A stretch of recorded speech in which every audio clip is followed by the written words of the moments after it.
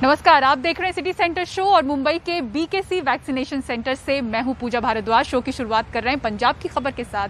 पंजाब के लिए आज बड़ा दिन रहा क्योंकि आपके भगवंत मान अब पंजाब के नए मुख्यमंत्री बन चुके हैं। मुख्यमंत्री पद की उन्होंने आज शपथ ली शहीद आजम भगत सिंह के पैतृक गांव में और उन्होंने शपथ ग्रहण समारोह के दौरान कहा कि वो सबके मुख्यमंत्री हैं, उनके भी जिन्होंने वोट नहीं दिया है। सरकार की ओर से किसी तरह का भी भेदभाव नहीं होगा। देखिए रिपोर्ट।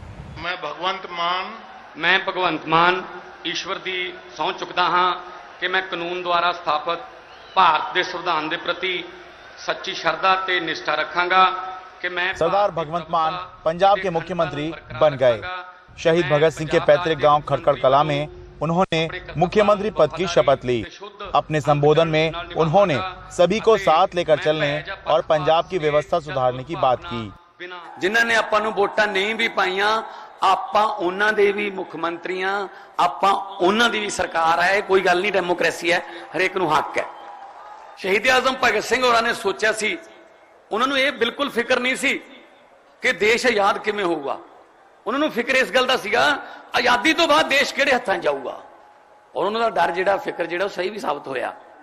सो आपां इत्थे ही रहना है, आपां इत्थे रह के अपना मुल्क ही ठीक करांगे, आपां अपना मुल्क ठीक करांगे, नहीं बगाने दरां ते अपने धक्के खाने।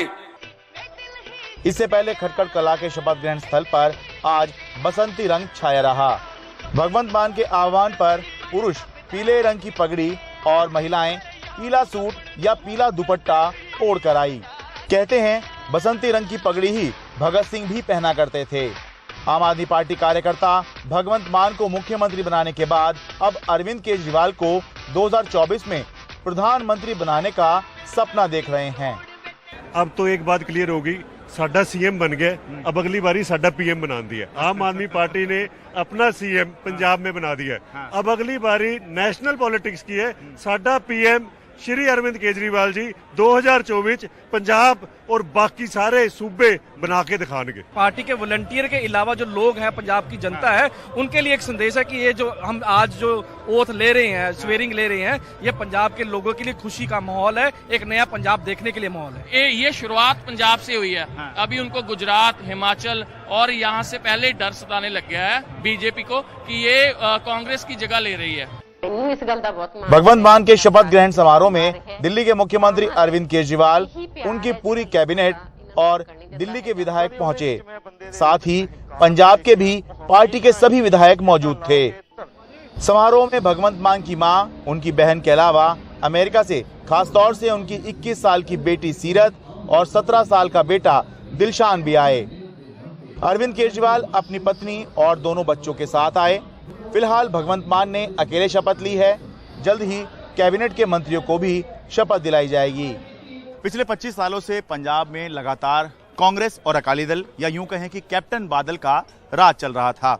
इन दोनों पार्टियों के पास जितने संसाधन थे, जितना मजबूत संगठन था या जितने मजबूत उम्मीदवार थे, उनके मुकाबले में आम आदमी पार्टी के पास संगठन भी उतना मजबूत नहीं था, संसाधन भी बहुत कम थे और मजबूत उम्मीदवारों की तो बहुत ही कमी थी।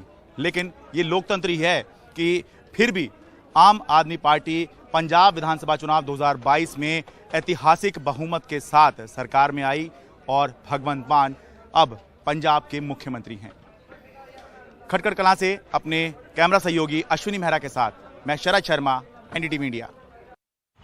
और फोन टैपिंग मामले में आईपीएस रश्मि शुक्ला मुंबई पुलिस के समक्ष आज पेश हुई। तकरीबन 2 घंटे तक ये पूछताछ चली। सुनील सिंह की रिपोर्ट देखिए। अवैध तौर पर नेताओं के फोन टेप करने के आरोप में घिरी वरिष्ठ आईपीएस अधिकारी रश्मि शुक्ला पर शिकंजा कसता जा रहा है। बॉम्बे हाईकोर्ट के आदेश पर बुधवार को कोलाबा पुलिस थाने में उनसे तकरीबन 2.5 घंटे पूछताछ हुई। वर्तमान में सेंट्रल डेपुटेशन पर सीआरपीएफ में एडीजी रश्मि शुक्ला की गिरफ्तारी पर हाईकोर्ट ने अगली सुनवाई तक रोक लगा रखी है।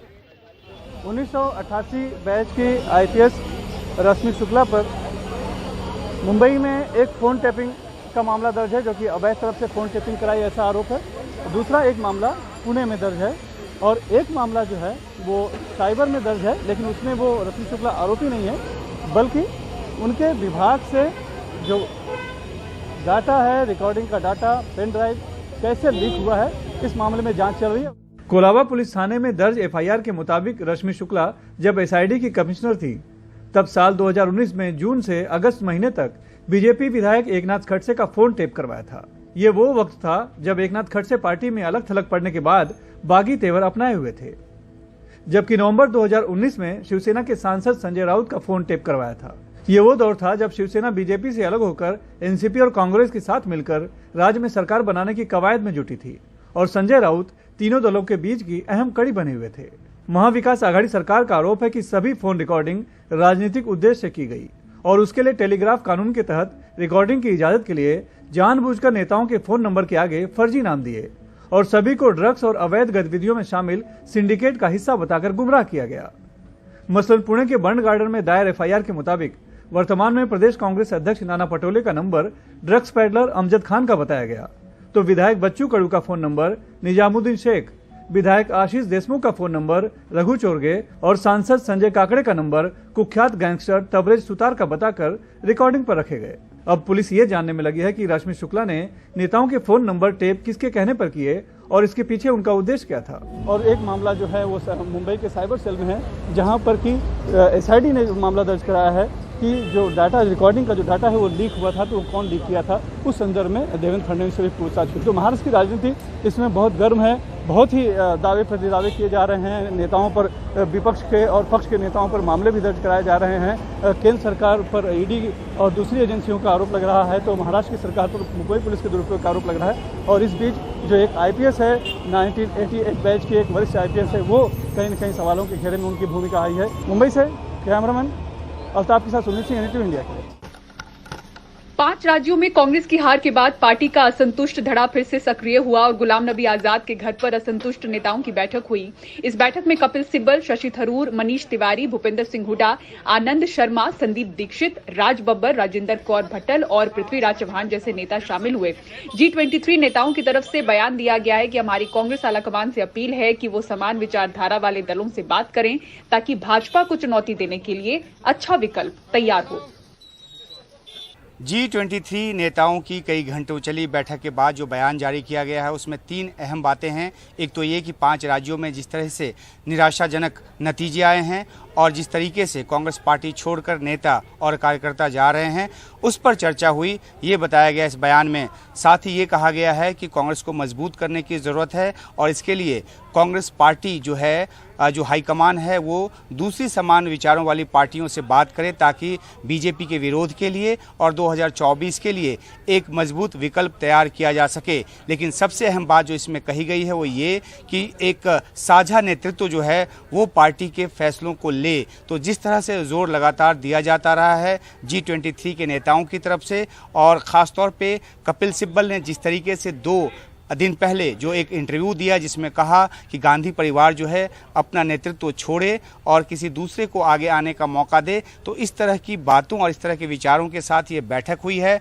जो इस बैठक में लोग शामिल हुए उसमें कुछ नए चेहरे थे, जिसमें मणिशंकर अय्यर, परनीत कौर और इसके अलावा शंकर सिंह वाघेला, हालांकि वो कांग्रेस पार्टी में नहीं हैं। तो जो पहले जो ओरिजिनल G23 था उसमें से 2 सदस्य जितिन प्रसाद बीजेपी में चले गए, योगानंद शास्त्री ने भी कांग्रेस पार्टी छोड़ दी, तो जो 21 हो गए थे आज 3 नए इंट्रेंट के साथ उनकी तादाद 24 हो गई है। तो ये तमाम नेता यहाँ पर मिले हैं और उन्होंने जो बयान जारी किया है उससे ये ध्वनित होता है कि वो कांग्रेस पार्टी को मजबूत करना चाह रहे हैं। लेकिन जिस तरह के तेवर इनके रहे हैं और जिस तरीके से सवालात ये उठाते रहे हैं, ऐसे में कांग्रेस पार्टी को लगता है कि ये जो है वो पार्टी को कमज़ोर करने की कोशिश कर रहे हैं। कांग्रेस के कई नेताओं ने इस तरह के बयान भी दिए हैं कि जब चुनाव होता है तो ये जो नेता हैं G23 के वो मैदान में नज़र नहीं आते, लेकिन जैसे ही पार्टी की हार होती है ये मौका देखकर निशाना साधना शुरू कर देते हैं। तो जो कांग्रेस की अंदरूनी आपसी खींचतान है वो जारी रहेगी, क्योंकि इसमें यह भी कहा गया है कि G23 की अगली बैठक जो है, यानी इन नेताओं की अगली बैठक जो है वो फिर आगे बुलाई जाएगी। कैमरा पर्सन सुधीश के साथ उमाशंकर सिंह, NDTV इंडिया। और भुवनेश्वर के बाजारों में कैसी है होली की रौनक, दिखाएंगे आपको ब्रेक के बाद। देखते रहिए सिटी सेंटर शो। बीते 2 सालों से त्योहारों पर कोविड का साया मंडराता रहा है, हालांकि इस बार थोड़ी राहत की सांस लोग ले रहे हैं। आइए आपको दिखाते हैं कैसी चल रही है होली की खरीदारी और दुकानदार क्या कह रहे हैं। देखिए 2 साल तो हम बच्चों ने क्या, हमने भी होली नहीं मनाई है, लेकिन इस साल थोड़ा सा बेटर लग रहा है कि चलो बच्चे थोड़ा सा खेलेंगे, एंजॉय करेंगे। बच्चे घर में रह रहे हैं कि ना कोई फेस्टिवल का मीनिंग जानते हैं ना कुछ समझ पा रहे हैं। तो हाँ ठीक है, होली खेल रहे हैं, अच्छा है, कुछ समझेंगे होली होती क्या है। लेकिन जैसे छोटे बच्चे हैं जो 2-3 साल के बच्चे तो जानते भी नहीं फेस्टिवल होता क्या है, वो तो घर में बंद रह के हो गया फेस्टिवल जो हो गया। ये पिछले 2 साल से कोविड के चक्कर में कोई होली वगैरह नहीं हो पा रहा था, बहुत रेस्ट्रिक्शन चल रहा था। अभी बस अपना घर में होली का त्यौहार के दिन घर में बैठ के देख रहे थे ये वगैरह ऐसा। इस बार बहुत अच्छा लग रहा है, मतलब कोई इतना ज़्यादा वो नहीं है, बहुत अच्छा महसूस हो रहा है कि इस बार होली खेलेंगे 2 साल के बाद। सेलिब्रेशन तो मतलब करना भी चाहिए और बनता भी। आफ्टर 2 साल लॉकडाउन में रहने के बाद अगर कुछ मिला है तो उसको सेलिब्रेट करने के बहुत सारे रीज़न हैं। और थोड़ा हर्बल यूज़ करिए, जितना आप हेल्थ को अच्छा रख सकते हैं, अब चाहे अपने खाने में हो चाहे बाहर लगाने में हो, हेल्थ पे फोकस रखिए और करिए। Because you don't know first wave आया, सेकेंड वेव आया, थर्ड कब, फोर्थ कब आने वाला है, यू नेवर नो। इस बार उम्मीद हो रहा है तो अच्छे से बिजनेस होगा, क्योंकि अगली बार बंद हुआ था कोविड के वजह से, कुछ बिजनेस हुआ नहीं था। और इस बार भी प्रोडक्शन बहुत कम हुआ है, लोगों का इच्छाएं ज़्यादा है खेलने के लिए और वो लेना चाह रहे, और हमको भी खरीदारी थोड़ा ज़्यादा महंगा है, प्रोडक्शन का कॉस्ट बढ़ गया है तो हमको भी बेचने भी प्रॉब्लम होगा। और देखते उम्मीद है बिजनेस अच्छा होगा। और सिटी सेंटर में फिलहाल इतना ही। पूरी टीम को दीजिए इजाजत। खबरों के लिए देखते रहें NDTV इंडिया। नमस्कार।